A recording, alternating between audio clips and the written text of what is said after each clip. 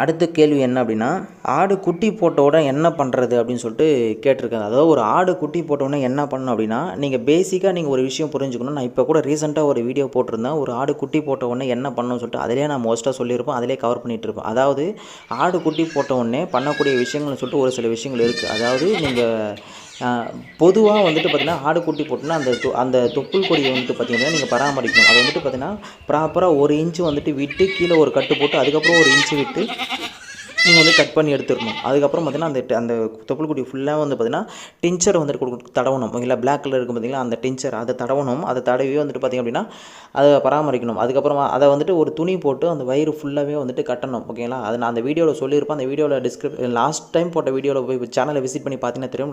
ரீசெண்டாக போட்ட வீடியோவில் வந்துட்டு இருக்கும் டெட்டனாஸ் நோயை வந்துட்டு தடுக்கிறதுக்காக ஒரு வீடியோ போட்டிருப்பேன். அந்த நோயில் வந்துட்டு இதனால தான் டெட்டனாஸ் நோய் வரும். ஓகேங்களா, அதனால் குட்டி போட்டோன்னே இந்த விஷயத்தை நீங்கள் பண்ணிட்டீங்கன்னா டெட்டனாஸ் நோய்